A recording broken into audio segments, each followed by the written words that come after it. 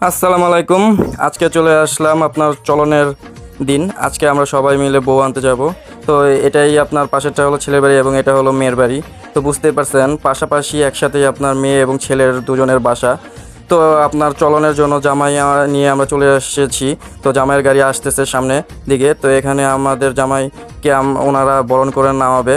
তো আমরা এখন সবাই মিলে ভিতরে ঢুকে পড়বো, কারণ খাওয়া দাওয়ার জন্য তাড়াতাড়ি করে বসতে হবে, কারণ অনেক টাইম পার হয়ে গিয়েছে। তো আমরা এখন সবাই মিলে খেতে বসে পড়ব। তো এখানে সবাই মামারা নানারা যারা আছে সবাই মিলে খেতে বসে পড়েছি। তো প্রচুর পরিমাণে গরম ছিল বলতে পারেন। তো এই কারণে আমরা এখন তাড়াতাড়ি খাওয়া দাওয়া শুরু করব। এইদিকে চলনও অনেক লেট করে চলে এসেছি আমরা, কারণ অনেক কাজ অনেক ব্যস্ততা ছিল, এই কারণে তাড়াতাড়ি আসা হয়নি।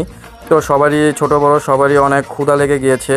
তো এখানে খাবার দাওয়া শুরু করে দিল আপনার ফার্স্ট টাইম পোলাও এবং টিক্কা এবং রোস্ট দিল। তো টিক্কাটা খুবই মজার ছিল, খেয়ে দেখলাম যা বলার বাহিরে, মানে অনেক মজা ছিল টিক্কাটা। এবং রোস্ট গরু মাংস খুবই অনেক মজার ছিল, ভালোই, কিন্তু টিক্কাটা সবচেয়ে বেশি ভালো লেগেছে। তো সর্বশেষে খাওয়া দাওয়া শেষে আমাকে দই দেওয়া হলো। তো এখানে দইটাও খেলাম, দইটাও খুব ভালো ছিল। যাই হোক, খাওয়া দাওয়া শেষ করে অবশ্য হাত ধোয়ার জন্য ওইটারা কিছু বকশিস আবদার করতেছিল। তো এখন কি করব, তো বড় মামা হিসেবে রানা মামা আছে, তো ওনাকে আমরা ধরিয়ে দিলাম যে ওনার কাছ থেকে বকশিস নেন। তো রানা মামা সবাইকে বকশিসটা দিয়ে দিল সবাইকে। তো এইদিকে বকশিস দেওয়া শেষ হয়ে গেলে আমরা এখন জামাইয়ের এখানে চলে এসেছি। এখন জামাইকে এখানে হাত ধোয়ানো হচ্ছে, তারপরে খাওয়া দাওয়া শুরু করবে জামাই। তো খাওয়া দাওয়া শেষ করে আমরা বউ দেখে নিলাম।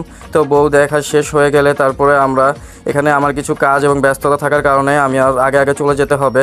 তো এখানে বিয়ে পড়ানো শেষ হলো। তো বিয়ে পড়ানো শেষ করে আমরা এখন বউ নিয়ে বাসায় চলে এসেছি। তো কালকে আপনাদের বউ ভাতের বউ সহ জামাই এবং সবাইকে একসাথে দেখাবো। তো নেক্সট ভিডিও দেখার জন্য অবশ্যই চ্যানেলটি সাবস্ক্রাইব করে রাখুন এবং লাইক কমেন্ট অবশ্যই শেয়ার করবেন। আল্লাহ হাফেজ।